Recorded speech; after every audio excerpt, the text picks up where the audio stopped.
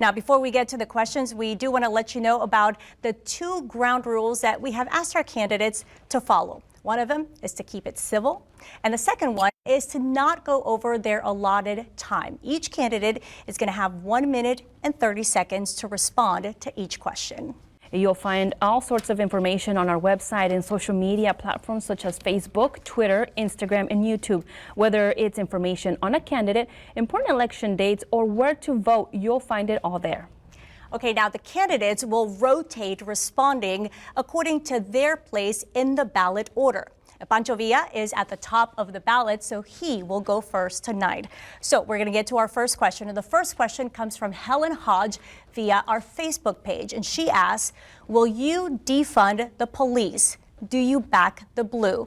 Pancho Villa, your response, please.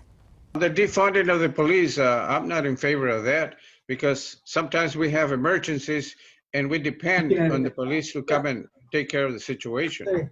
So in order to have a peaceful society, we need to have the police department, and there's been occasions where I have had to call the police and they respond right away. So yes, we do need to have good funding for the police department, and I'm in favor of keeping them funded so that we can have a quick response when we need it, when we have an emergency.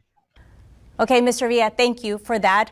And our next candidate is Eric Rodriguez. And again, the question is, would you defund the police or back the blue? Mr. Rodriguez, your response. No, I would not defund the police. I 100% support the police force here locally. I do believe that they're understaffed, and we need to get them adequately staffed up to national standards. Thank you, Mr. Rodriguez. Priscilla Gonzalez is our next candidate. Priscilla, the question, simply put, is defund the police or back the blue? So I would never defund our police officers. They are the ones that keep us safe and alive.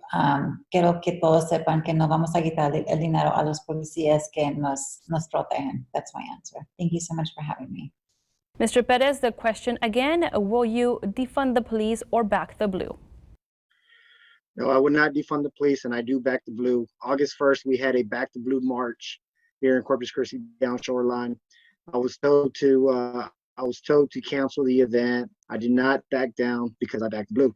Now, there was a couple of concerns about that.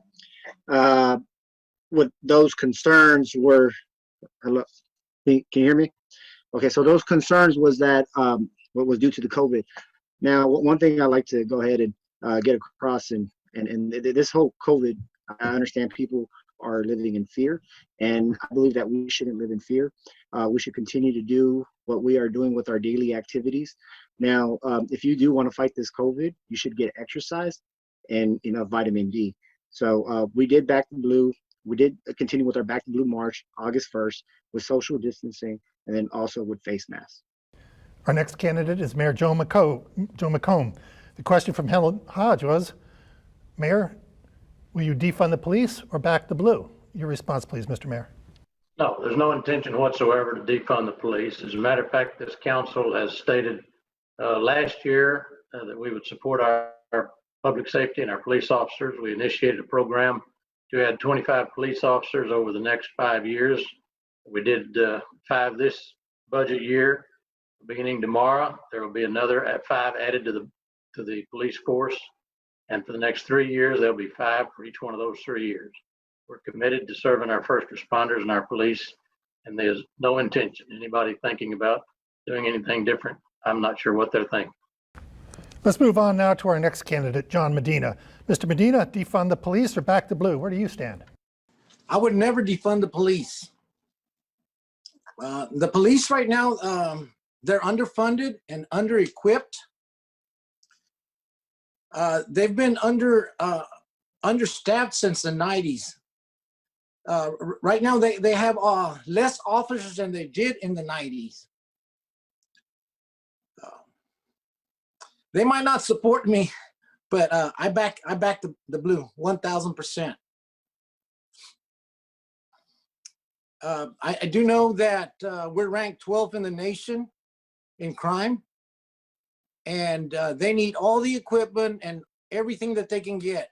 The council should support them 1,000%. in anything they do. We're all the responders, not only the police, but we need to back them up. Also, they need to get, we need to get grants instead of using the borrowing money.